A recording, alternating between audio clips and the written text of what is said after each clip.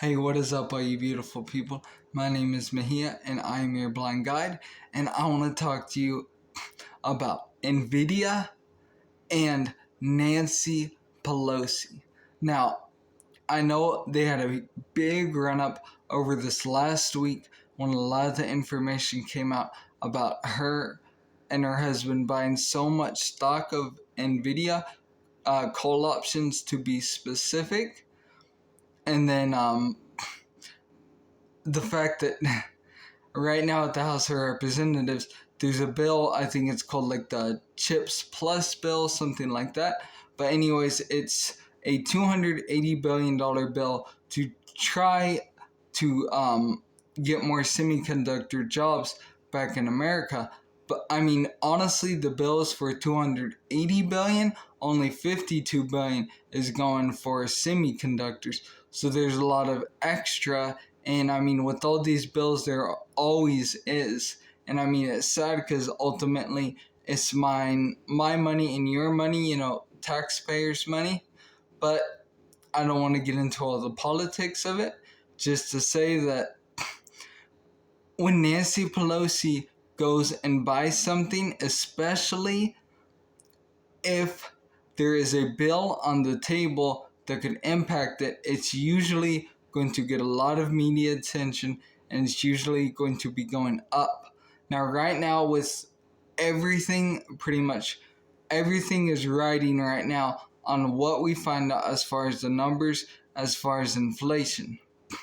So, not to say this is necessarily going to shoot up like it did last week, a lot of days where it's 5%, 5%, I think there was somewhere it's like 7% days. But if this does dip, I think it is a very good opportunity. Now, if it goes past, let's say, 173 about, it's on upward trend. If it goes under 150, it could possibly even bounce off 158, because that's kind of where we saw this run up last time. Then I think that would be a good entry point. Plus, for a stock like this, years down the road, maybe not even years. I mean, if it bounces up, it'll eventually bounce back down a little bit. But this is easily a $300-$400 stock. I mean, if we sold 200 sometime soon, that would not at all surprise me. But I just wanted to bring this one to your guys' attention for that. And then also Biden has been doing a lot of tweets, I guess, about we need a lot more jobs back in America, and China has had too much control over semiconductors, and the first semiconductor was made in America. And honestly, in my opinion, that sounds like a comment that would be coming from the opposite side of the aisle. It does not sound like a Biden comment. Like, when I first heard it, I had to do a double take, like, let me rewind it for a minute. Like, did I hear that right? And apparently I did. But again, not getting into the politics of anything, just saying when Nancy Pelosi and also with Biden, like, I don't know if you guys remember, I think it was about 1 year ago when he was talking about GVO, that specific stock had a huge run up. I think it about doubled pretty soon after he said that. Excuse me for 1 second.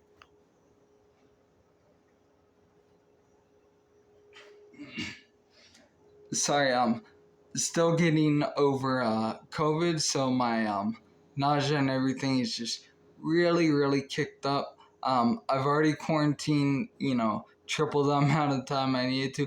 That's why I was gone for so long. I couldn't really talk. So just still recovering from a lot of those issues. But anyways, I have nausea all the time, so I mean it's nothing new. It's just a little worse right now. But as far as it goes, when Nancy Pelosi or Biden, tweet about a stock or talk about a stock, or Nancy Pelosi's case, her and her husband get into options or whatever it may be, it's usually going to have some good momentum. and a lot of people are going to be talking about this one. So I could see it definitely having a high potential, especially if this bill gets passed. So I would definitely keep an eye on that one.